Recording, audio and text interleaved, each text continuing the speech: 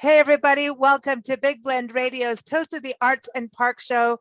Every first Friday, we interview artists about their month-long National Parks Arts Foundation residency experience. So they get to stay a month in a national park unit, sometimes right on the outskirts. But today we're going back to Hawaii, to the Hawaii Volcanoes National Park. Actually, we're not going to the park today, but around the corner, I'd say, or island hopping. I'm not quite sure because I'm not there. But we're going to meet up with Rick San Nicolas. And Rick is really known for being a feather master, which is an ancient Hawaiian tradition. And we're very excited to learn more about it. And he's the current resident for the National Parks Arts Foundation. So basically, he's had time at that beautiful house. We call it the Art House, the Art B&B that is provided by the National Parks Arts Foundation. I encourage you to go to their website. It's nationalparksartsfoundation.org, but also really go to Rick's website. It's hawaiianfeathers.com. And this is really such ancient work, and we're so excited to see it moving on in today's world. So welcome, Rick. How are you? I'm good, thank you. How are you guys doing? Oh, we're doing good. So everyone, you need to know that we're kind of recording this in the middle of Tropical Storm Fred's ending part, like his little remnants. So if something goes awry, it goes awry. But you're not at the Art House. Normally, we're interviewing the artists in residence in the Art House. But so where are you today? Well, I'm actually in the Francis Brown Suite at the Mauna Lani Resort, the Alberge, the new Alberge Hotel. So I'm here because I've been working last night and this morning setting up the exhibit. So I'll have about actually 18 feather capes on exhibit today. And Wow. And I believe it's the largest private collection of feather capes anyway that there is, probably in the world. But, we won't call Guinness Book of World Records yet, so until we know that. But hey, it's a fun thing. So it's a really great exhibit that's going to be set up. It actually starts this evening at 5 p.m. Here at the Mauna Lani in the Francis Brown Suite. And so it'll be fun. So we've been pushing it for other folks to come out and make a trip across the island or come down the road or whatever they do. But so that's where I'm at. I'm down here and enjoying the beautiful property, and it's a beautiful day today. No hurricanes right on our side, and we're happy about that too. So that's good. That's good. But I know that you live in Modesto, and we're kind of familiar with that beautiful area of California. Recently, the closest we got to was the Sequoias in San Jose. It would be the closest this year in our travels as we travel full time. But it's interesting, the feather work. Going back in the history and going through your website and reading about the history, and Captain Cook, all of this. This is so ancient.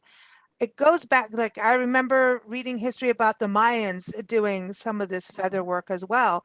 And because they have the macaw birds, I'm not sure if they still have them.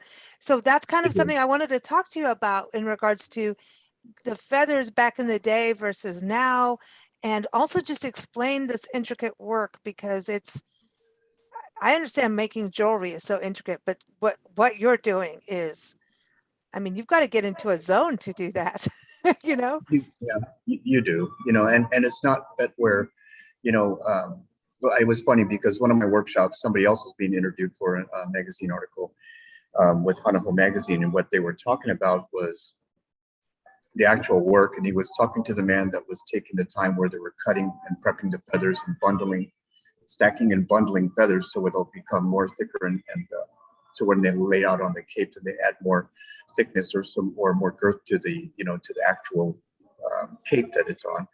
And so and it was funny because the interviewer asked him, he says, so what do you think? Is this like as hard as is it like rocket science to you?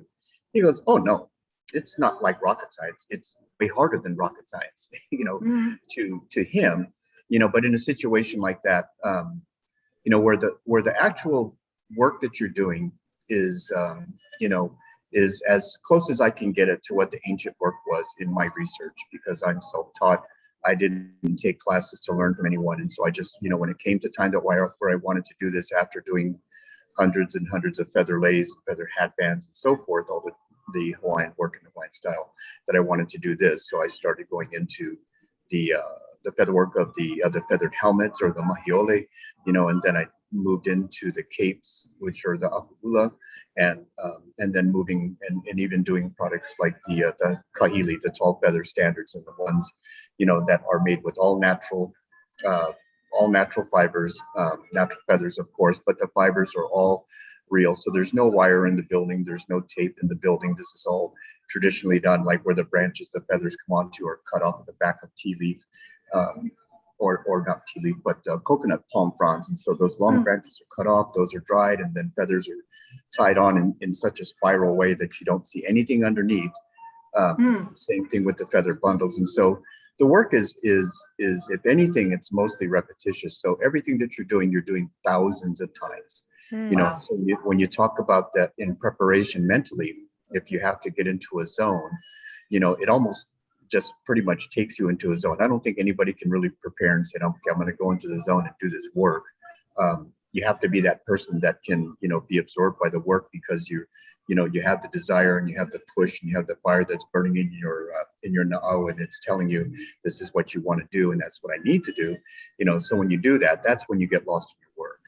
So like for me, it's hours. I work probably anywhere from 12, 15, 16 hours a day on my work. And Wow. still at that point, I work from late morning to early morning, and I forcing myself to go to sleep because, I still want to do more work, but I know I got to sleep too. So,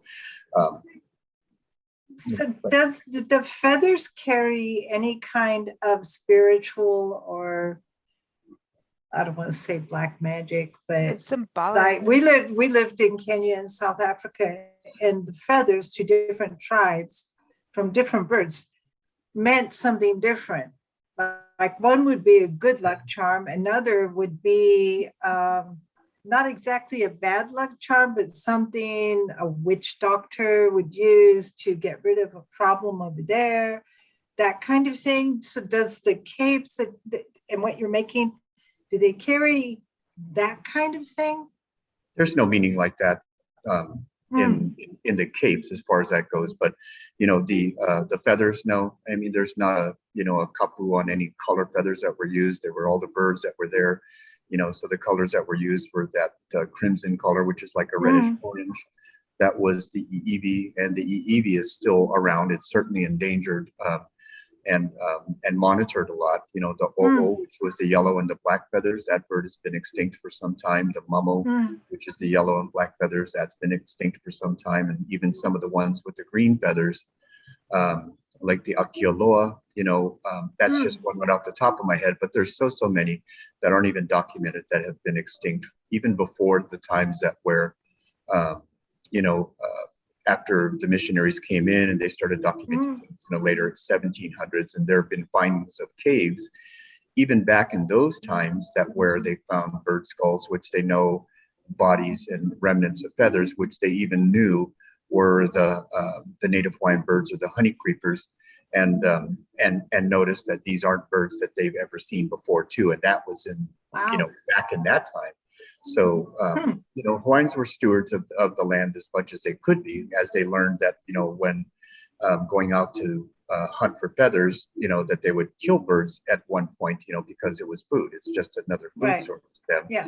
And so as the Kiamanu, or the feather collectors, would go out for all of the time that they'd be gone for. This is like months at a time that they're gone, and they're out gathering birds. And they're gathering birds by way of trapping with nets, to where they studied, that was part of being the Kiamanu. You had to study your work. So they were out, for long periods of time, and they were studying what was going on in the forest, watching the birds, seeing when their actual natural molting season was, and that's when they would catch them. They'd catch them either with sticks, and they would put like a paste, which was made from the breadfruit, the ulu. So they would put the ulu paste on the end of the sticks, stick it up in the tree. Birds would all get stuck on them, and by standing or touching it, and then they would pull the sticks out of the tree. Then they'd pull the feathers, and that were supposed to molt the feathers, and they would only pull what they needed. They'd never pull them all, of course. And then they would take the birds, turn them over, and take the time to clean off the sticky paste from their feet. And then that way the bird wouldn't be able to walk anywhere and, collect dirt, collect leaves and all that. Yeah. And then at some point will die because they can't get themselves around. So, they did a lot of that in conservation. And so, with all the work that they did, even with just cape making, because they realized that certain birds weren't as plentiful, in this next generation. And so they had to find a way to protect that so they can continue to make the capes for their elite, for their chiefs and so forth. So yeah, it's a process. So the capes are really for the chiefs. And then what about also these hats, these caps that are, they almost remind me of like, caps that you're going to go into war with. Like they're so decorated. Well, that's exactly what they are, is that they were made for protection to go into battle. So any of those helmets, they were not made for, for an elite just to wear to, say to invite other elite to their palace or to their huts during that time, or, for anything like that. And so, although there may have been times that they would wear that to show the respect to the other elite that would come for the visits or come for meetings and things like that, but they were specifically made to go into battle and for protection. So the long feather cloaks that you would see that are long to the ground, those are made for specifically for this chief or this elite being the king of the one true ruler of which island at the time and so forth. And so the same thing with the helmets, they were made the same way. So the person that was the one making the helmets and the capes, they were always, as they're tying it, the feathers in, pulling the bundles into the netting and tying them on, they're always chanting the family lineage. And so, and they believe that all of the, all of the chants of the names of everybody that they would chant while they're tying in is that those words are tied into the capes. So every time you're tying in that, and as far back as your lineage goes, the strength of the cape gets stronger and stronger. When they focus on the center of the cloak where the back, the spine is, that's where they even chant more and say more prayers for protection, because that's, the main part of your body. If your spine gets damaged, then nothing works. The same thing with the helmets. If your head is struck and your brain is damaged, then nothing works either. So that's what they did. And that's how, when they made those pieces during that time, that's what they had ended up doing, is making them specifically for others. And so that's why that in battles, that the last thing that you would see each of the, chiefs do, whoever was the victor, is that they would take and remove the helmet from that chief that they just struck down, take the cape from the chief that was just struck down, and then their lay niho palawa, the whalebone, and they would take that and pull that right off of them, because now what they've done is they've captured all of their mana that was chanted into all of that, because their cloaks and helmets were made the same. And then they were able to take that and and take that as a, like a war prize, basically, but it ends up being something that the more that you had, then the more intimidating that you would be on the battlefield, because somebody would be behind you. If you're leading and you're saying that we're coming to get you, then they're holding up 5, 6, 8 cloaks in their hands and the helmets and all the to show this is your last chance. You can let us take over and rule this area, and be the chiefs of this, or you can go to battle and lose it the hard way. So yeah, it was an intimidating factor.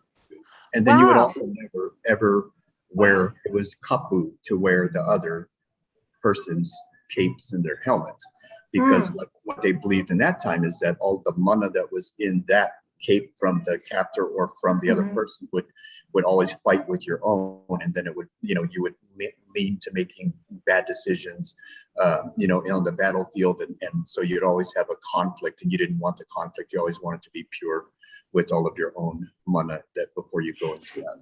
It is very similar in a way then, because the Zulus used ostrich feathers, and the bigger and the wider, more of a headdress, on their headdress, the scarier they would be in a battle. So I mean, it's very similar. It's an interesting thing well, yeah, they'd also try to take on the animals, or the bird, I should say, like the ostrich persona. Because you don't want to mess with an ostrich. You do not want to mess with an ostrich. So it's interesting. The birds. So what happens now, like being in Hawaii, at this residency and going into Hawaii, in the volcanoes, Nancy's in the ocean. I get to be in the caldera today for those who are asleep. It's like I haven't been I'm there yet, surfing. but It's a different caldera right now. I bet. Oh, But yeah. but Mm. when you think about what's the birds there now, I mean, I know some of the parks like Haleakala has the nenes, and you don't find them here on on the mainland, or should I say, in the contiguous states. You don't find them here. So there are birds that we're not going to get over here. But But you'll never get them there. No. no, but I mean, so having those birds out in that park, that's got to be, just going through the park and seeing those birds, you can't touch them because they're being protected, right? So Right. how do you get your feathers now? I know people have got to be curious about that. I just go out at nighttime real quietly. Go to the chickens. Go get the chickens. No, we've got No, chickens in the backyard here if you want. no, we But I don't. Yeah, mean, But what I do is actually I source them all out of China. And China oh, is because of the pheasant, and the Oh, pheasant that I use, just about all of the that's pheasants the originated gold. in Yeah. Asia. And so they raise the birds, I mean, for the billions of people they have there, they have lots of different food sources. The pheasants are a food source also.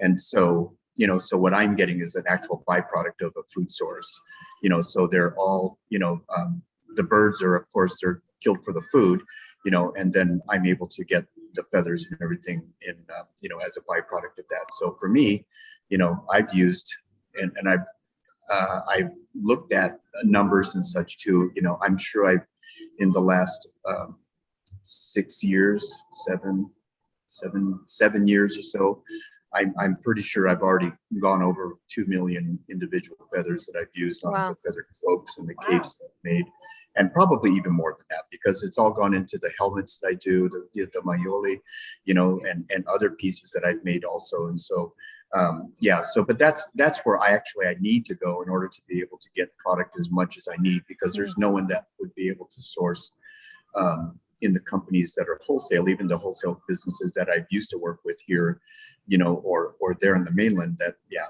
they're big quantities, and I'd have to wait a lot longer. I just go right direct to the, to the main source. The And so source. that's how I can Are get you trying to match the colors too of what was used in the past? Yes, and they all are. I think the colors that I have now are probably as close to a match as the natural color that there is. And even with pheasants, I use most of the colors come from two specific birds. One's the Lady Amherst pheasant, and that might even be a great, photo to show in, however that you guys are doing this, or just take a look at it, because it's just like, it's just like painted art, that bird. That's a And beautiful bird. It's beautiful. Yeah, it is. We know And what you're then- talking about. Amazing. Yeah. And then the Chinese golden pheasant is the Oh. other. Yeah. And that's Wow. basically what I use for all the main colors. And those main colors, like the orange feather matches the EEV, nearly identical as far as the orange and the sheen to it and everything. And then the gold probably closer matches the mamo feathers versus the o'o feathers. I think the o'o feathers are a little bit lighter tone, more yellowish than it is gold, but both of those feathers were blended together on the capes and such too. So there were basically three main birds that were used, the o'o, the mamo, the EEV, and in the case that where there were some very, very rare cases that green feathers were used, and those were the Akioloa, the o'u.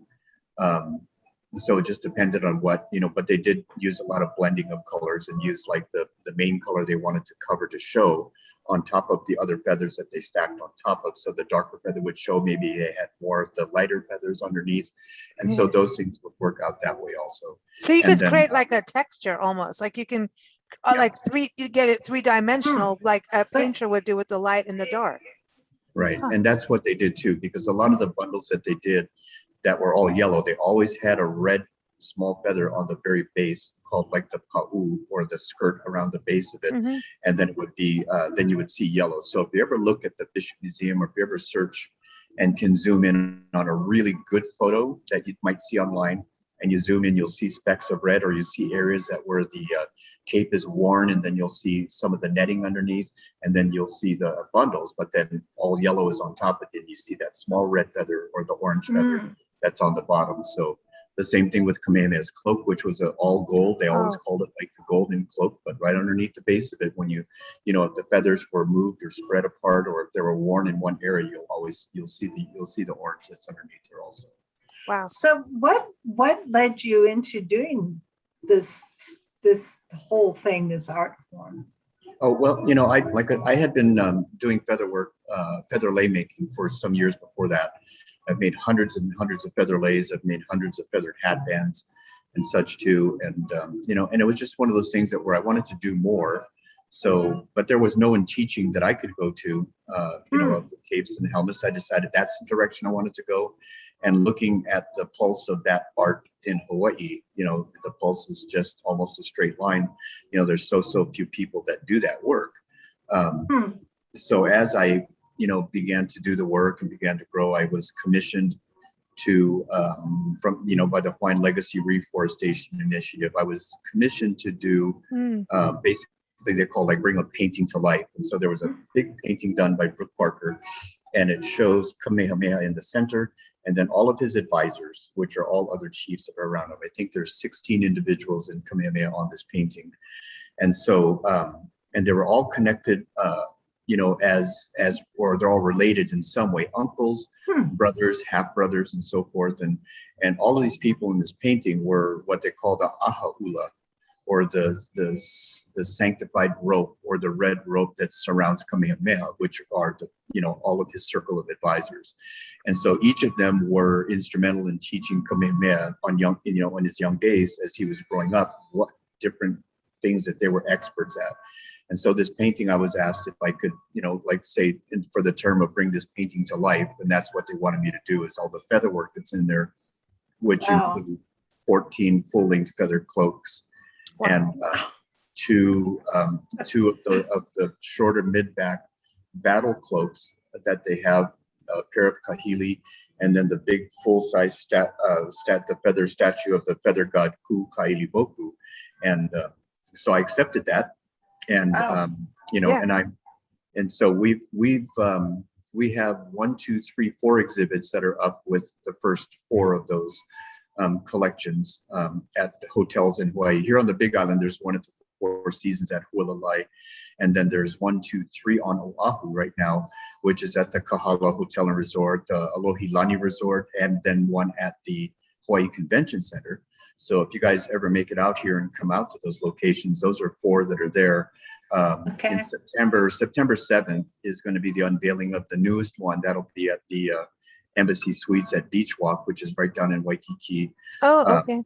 And that'll be the 5th one of the collection. The Ku image, or Ku Kailimoku, is already finished, and that would be probably the next one coming up. And then on top of that, I have a big feather collection that I was commissioned to do for the Kauai Museum. And so I have a feathered cloak and a helmet in that museum that represents the king, which was the king of the island of Kauai and Niihau, which was Kaumuali'i. And so I designed a cloak, because there's not a cloak known to belong to him, but now there is. And it was the cloak that I made that has my original design on that too. Wow. And then what about women? What about women like the Queen? Mm-hmm. Wouldn't she have like a cloak or a cape? Because I know it's not necessarily going into war, but even if you look at British royalty, right? They'd sit there, you go in, they've got the jewels, and the Queen has the la-di-da, like long cloak that will, go down. It's like getting married with the big long, long. It's yeah, thank you. It's yes. The train. You can tell I'm not the fashion savvy one here, but so I just like the long thing on her. But what about the long Queen? thing? What about the Queen having like a cape that's of feathers? Even in that time, there is one queen that, or she wasn't a queen. She was Kamehameha's wife, his second wife of the many wives that they had.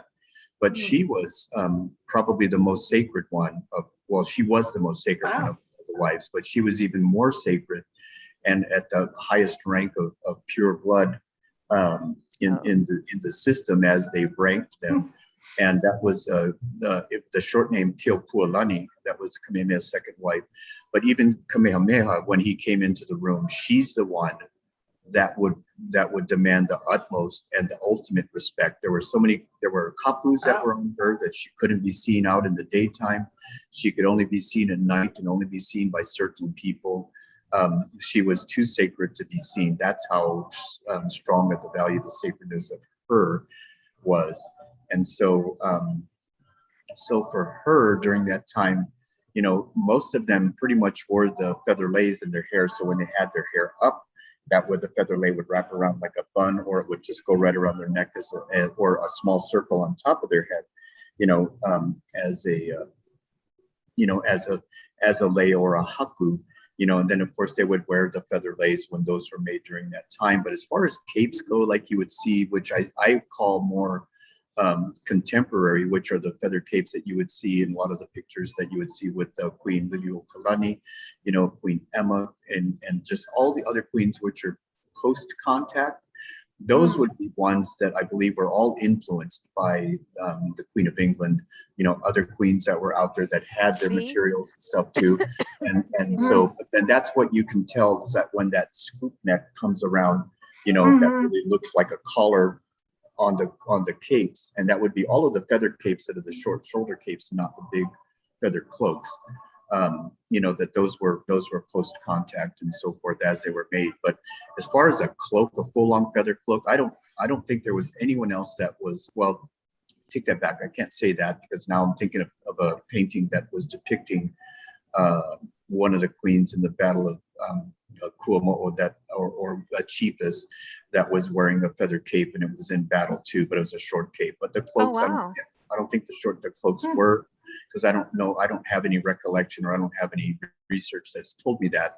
But Keopuolani, which is the name, the full name, I think it's Klani Kawi Ka'alaneo Keopuolani, and that is her name. That's the second wife of Kamehameha. But she has a cloak that's known to belong to her, but I believe that was passed down from her lineage, being from her grandfather to her father, and then to her. Wow. You know, so it's yeah. But the stories of all of that, and you know, as far as feather work and feather lays, when they would say feather lays were only worn by, you know, by the kings, and the men never wore the feather lays. Those weren't part of their okay, so that was where the split is. So do you work a lot on paintings and like going through, you know, through history, you see all those illustrations and, you know, I mean, because we're looking at before photography, right? So.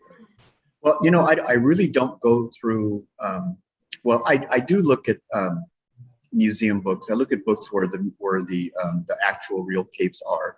And if I want to do a replica of something, then I do it as close as I can. I have all the measurements. I have the diameters of this or that.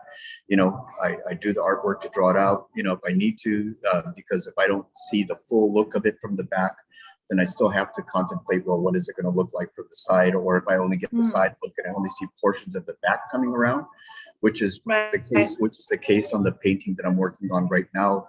You know, the Ahaula of Kamehameha, you know, I don't have any back looks on them. So I have no idea what the backs look like. So what I do is from the profile of the painting that would show the right side or the left side, I have to take what's showing, and then I have to make whatever parts are coming around from the back make sense to be a real motif that I can work with. And so once I'm able to do that, then, you know, then I end up having to draw all that out and such too. And so, yeah, Wow. yeah. So I do look at the books like that too, but I do more research on the words, and I look at who's from where, and then I try to match up, because there's so many other pieces in the capes and the cloaks that are not with name that they belong to. And in many cases, coming from like Kamehameha's line, it used to belong to him, used to belong to him, used to belong to him. Kalaniʻōpuʻu used to belong to him, and him, you know, multiple capes that belong to one person. Those, a lot of times when those cloaks were given away as gifts to like Cook and other travelers, those were capes, most likely, if not in very few cases, that were either taken off of their back or off their shoulders and given. But in other cases, there were mostly capes that were given and just laid on the ground. You know, those would have been, as far as I would understand it to be, and I believe it to be true, those would have been capes that would have been taken from other, you know, from other battles and from fallen chiefs and such too, because they would never wear them because of the cover. I really want you. Have you ever been to Africa? Any part of Yeah, you Africa? got to go to Africa. I really want you to go. I know. No, I haven't. No. Well, No, Australia, I know you because work with yeah. Australia, right? Because you've got your capes of, in the museums and Yeah. galleries in Australia. And Mm. obviously that, the Pacific Islands, that's a good connection. Does it Right. connect But back? Because I mean, you think about oh, the Maoris, you think about, mm. does it connect back to Australia where there's feather work that was being done there or not at all? Well, as far as Hawaii goes and what they did over there, does it connect to Australia? Is that what you're asking? Yeah, because I understand, I mean, with the islands and the geographically, there's that connection, right? But Right. But as far as the feather work, yeah, I think, well, I don't think Hmm. Hawaii has the finest feather work that ever was done, and Okay. all the work that they did. Hmm. And when I was in Australia, when I was putting one of my capes in, I have a cape in the Australia Museum in Sydney, mm, and I was asked to do a replica of one of the very first capes that maybe at the second visit that Cook made to Oh, Kealakekua Bay on the Big Island, that this was one of the capes that were given to him. It's been on cool. exhibit out there, and I was asked to do a replica, and I did. And when I was down there to do the installation, right after that installation, the next 2 days, I was in their archives with them and examining all of the Hawaiian work and everything too. And then right after that, I asked about the others and their Maori capes and so forth, and other work they did in New Zealand too. Maori is, more so in New Zealand, mm-hmm. but I was Mhm. talking about in Australia with the others. And so, and even like with the Kiwis and so forth. And so the other Aboriginal tribes too, they did their work also. But, a lot of the work that they did, I did see one beautiful, beautiful cape, but the feathers are all much bigger than what the Hawaiians use. And Hmm.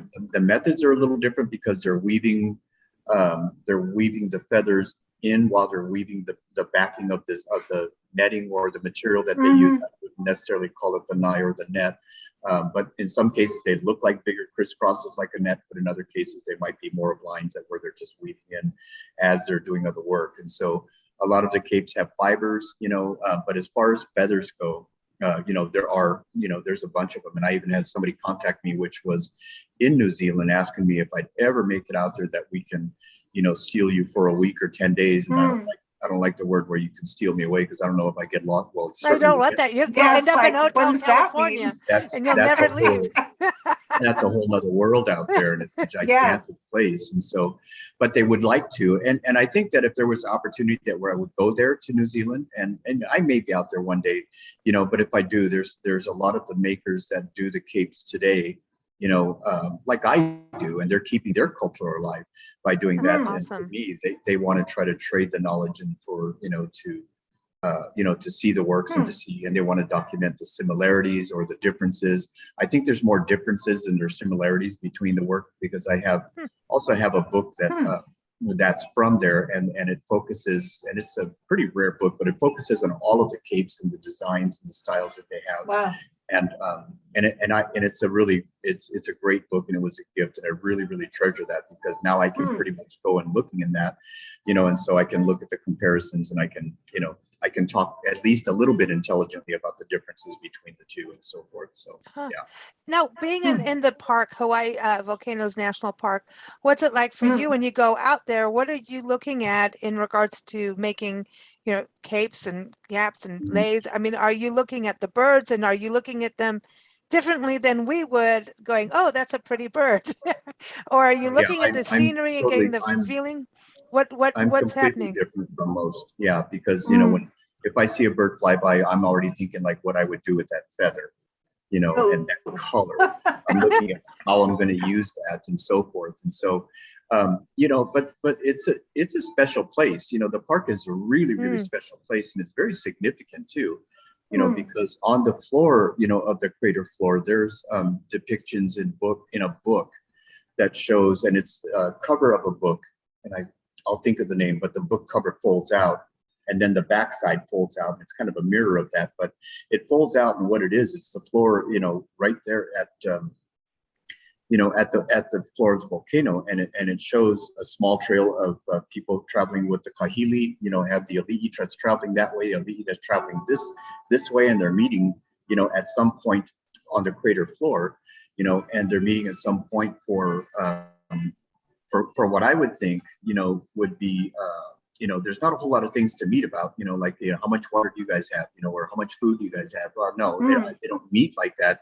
I know that they meet to have conversation about political things, being whether it's going to be that I want to take over and I want to rule. How can we help each other by, having the same rule, over this half of the island versus the other half of the island and so forth, Wow. but just knowing that when I get to the grounds out there, it's inspiring to do that. The 3 years prior that I was the artist in resident before Kilauea erupted again and the lava was flowing, and then they started doing work at the Ohia wing, which is where I was exhibiting from.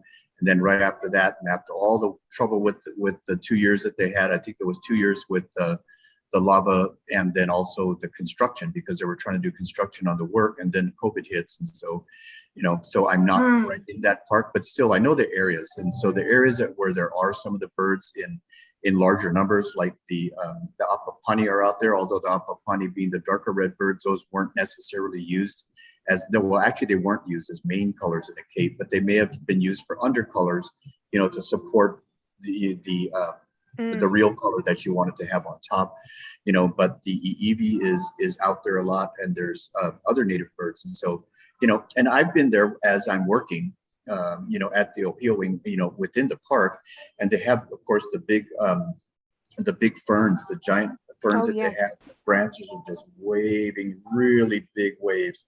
And then all of a sudden in my windows, I would see the waving, and then all of a sudden there's a bird on it. So I stopped and I was trying to watch it come down to see what bird it was, and there's a number of times there were the Eevee that were sitting on the on the branches of the palms or of the ferns, and I'm going like, wow, that's pretty cool, because I have capes. Yeah.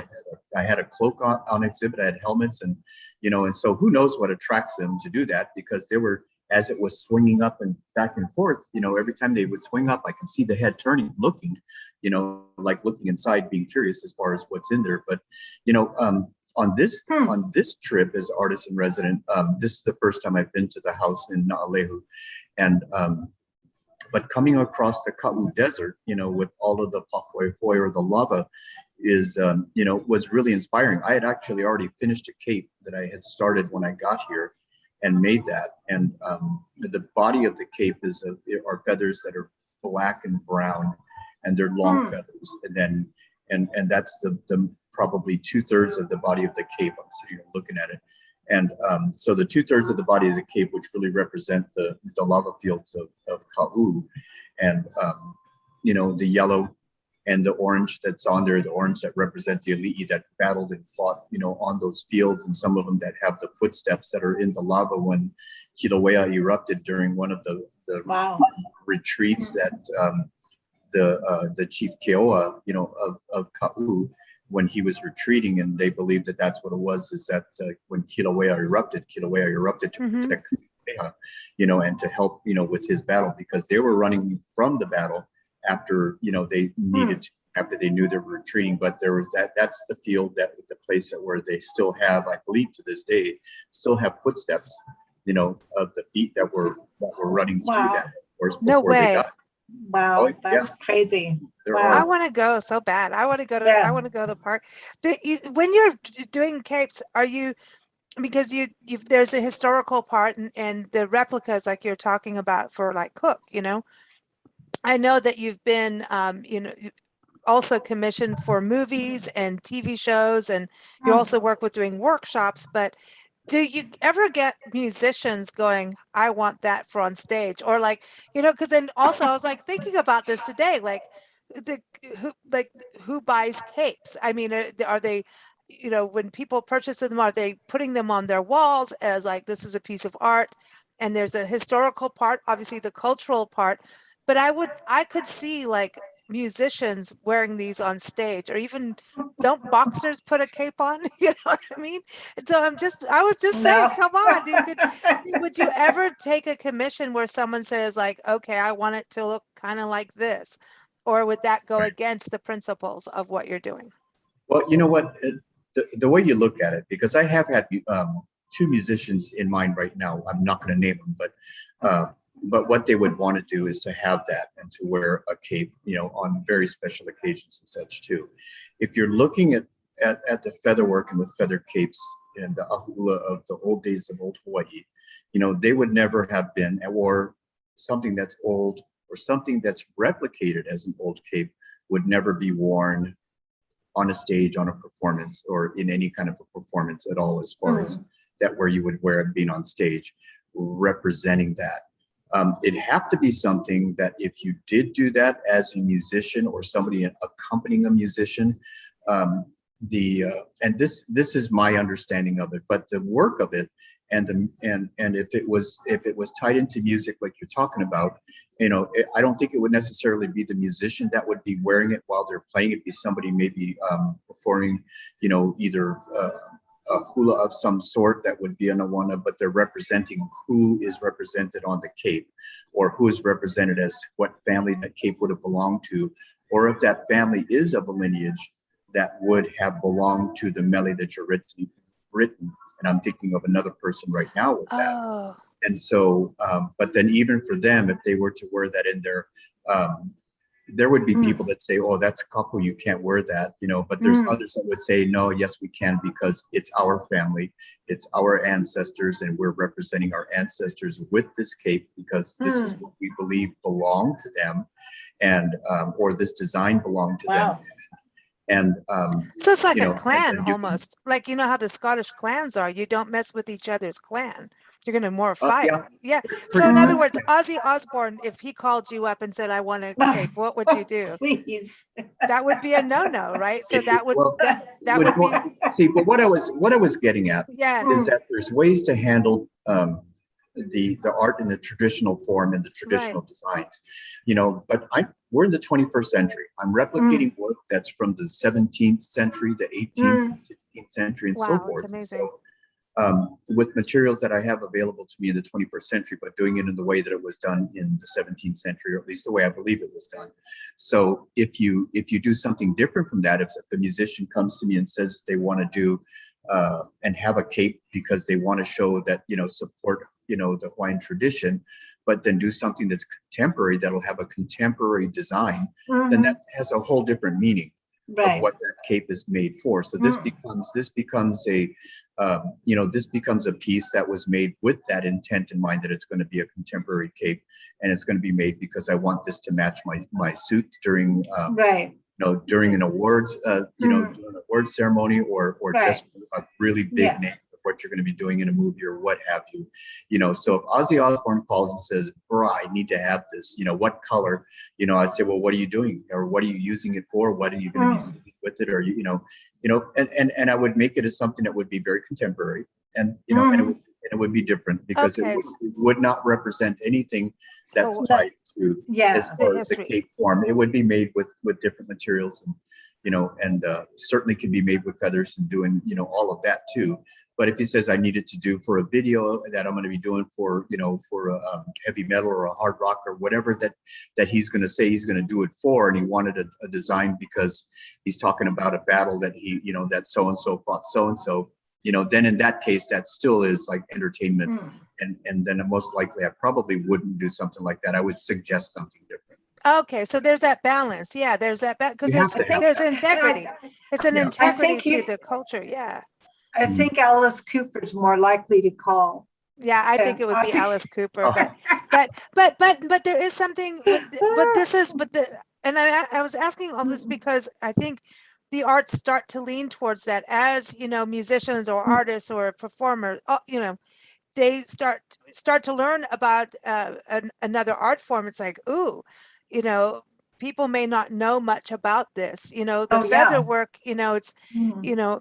I kind of grew up around it, but it's kind of a normal thing growing up in Africa, but you go away from it and it's like beadwork to me, that intricate beauty of beadwork. You just and so you just have to be careful with that, because there is a balance, and you definitely have to show respect to the culture and the history. Absolutely. And so on.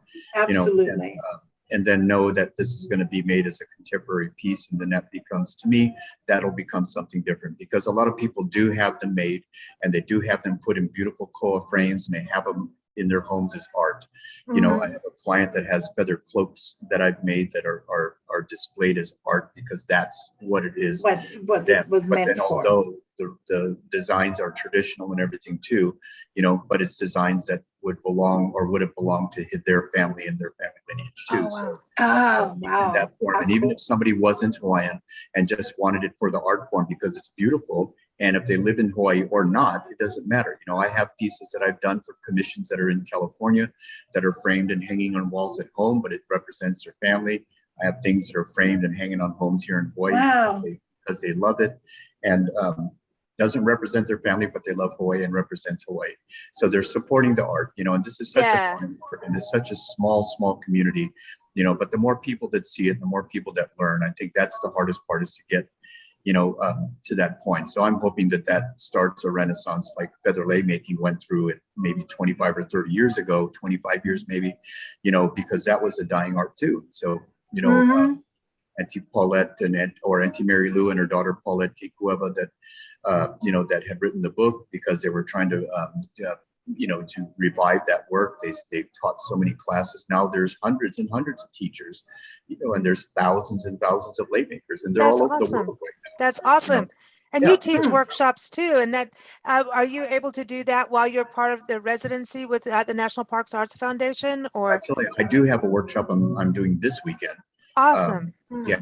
So, and I'll be teaching that in Kona. It's not open to the public. It's a full workshop, and it's, you know, so that one is going to be coming up with a group of the Royal Order of Kamehameha, and so you know, and I'm working with organizations like that have capes that they're supposed to have, you know, as their regalia. But I'm trying to get it to the point that where I understood that for years now there was nobody that could help them with that. But now, you know, I truly believe I can, either by helping by teaching or making them for them, and however, just so that they have feather capes and real feather capes to wear in public when they go out in public. And so I think at that point that really will, you know, make the Hawaiian people, you know, just be even that much more proud of their heritage, because you know, they start to see people that they would expect in real feather capes and they start to wear them, and then I think that probably, you know, will get people. Well, it's important, you know, as the world keeps turning, to keep culture prevalent and on and I know we're still, you know, going into new times and everything, but you don't want to lose the roots. And when you can keep some of that there and through the arts and through tradition, it doesn't mean you're running around in a cape every day, but it's there and it needs to still be, so it's not lost. And also just for families, like you're talking about this, you know, the family tie to their ancestry. I think it's so important right now, especially for Hawaii. I think it's very important, you know, for folks and there's to have. some great wisdom is always tied to these traditions. Always. You know, and you really have to dig to figure it out. There's always great wisdom behind it. And with that comes to the great responsibility to the kuleana that they have for carrying that information on and carrying it on correctly, you know, and knowing when not to, and understanding when it's the right time to do it, you know, or to use it, and so forth. So there's a lot to it, you know, in that type of work. Are they ever used in weddings and those kind of ceremonies? Well, again, that would be as long, you know, but people have, yes, that the fast answer is yes. And they're normally because people will have had a cape that the family has made, and the family is represented within the cape, you know, as their ancestors and such, and they feel that they have the right to have that as far as the cape goes, you know, so yes, it can absolutely be that. You know, can people that don't have that in their families and ancestry, you know, get a cape and have it made and commissioned for them and do that? I guess so. You know, I don't see that, you know, that would be different from that. But I think that if they did, it would probably be along the lines of whatever, you know, and once again, it would be something contemporary, and it would be along the lines of what their, you know, maybe what their wedding colors were, or if it's part of their family and they don't have that and they wanted to use that, they wanted to That's use it to pass down in their family to But something start to go with the the tradition. heritage, your Yeah, ancestors, to keep bring the your yeah, ancestors it's there. right. it's And so kind that of like the Scottish tartan cloths that Yeah, were that's all what I was saying. they It's were kind all of plaid, connected. but different colors Mhm. depending on the clan. Yeah. So if you're of this clan, you might have yellow in the tartan cloth, but over here now we Mhm. never do yellow because we don't like each other. Yeah. Back in Right. history, yeah. right. So it's kind of think like so. that. So Rick, Huh. your name, it's so the Hawaiian name for you is Kumahulu Nui. I don't know how to pronounce it. I was gonna do it in the beginning, but I can't. And that means Feather Okay. Master of Ancient Hawaiian Featherwork. Please pronounce it so I don't botch it again. I really don't No, want to it botch is. it. It's Kumuhulu Nui is what Oh, it is. Nui. Okay, Nui. Yeah. Kumahulu Nui. Okay. Right. So that means Feather Master, right? Yeah. Just Okay. like it says, Nice. That's Okay. awesome. That's awesome. Feather And Master of Ancient Hawaiian Featherwork. everyone, hawaiianfeathers.com. Nice. I encourage you to go there. There's lots of videos to watch, and you can also see all Mm. your work. Your work is amazing, and It's fascinating. have deep respect for what you do and for keeping Mhm. the traditions and the culture and the history and just the ancestry alive. So thank Right. you so much for joining us. I know we made it. We didn't- made Yeah, it. no interruptions. That's right. We made it. We But made you it. know what? I still want you to go to Africa. I know. The We'll whole take new you. world. We'll take you to Africa. We'll go play They with got lots of ostriches feathers. and Yeah. lots of birds. I know. I know. I mean, and I'm thinking there's traditions that will tie into yours. I wonder Mhm. about that I with the really coast, do. especially the Yeah. coastal areas. Uh-huh. I wonder about that with it being something more island, you know. I don't know. I Did don't the know, but I Mayans do just did the I Mayans do this? Because I know they did so much with feathers. Did they Yeah. do feather work too? Ah, Mostly the big giant headdress. yeah, and the, okay, like so the this, headdresses. that's like Okay. that's what the earrings. Zulus did, and Because yeah, the feathers would go with the beads too, right? Yeah. So there's and that. then the around their ankles they would have Yeah. bells and Mhm. feathers Right. And But, bone yeah. and bone. Yeah. Wow. and Wow. bows. Yeah, Rick, I know thank there's a tie in there. You it's got to go to Africa. Ray, we're all Telling you. connected. We are all connected. I'm sorry. That's it. At the end of the day, we are all connected. And the more we Right. can learn about each other, the better.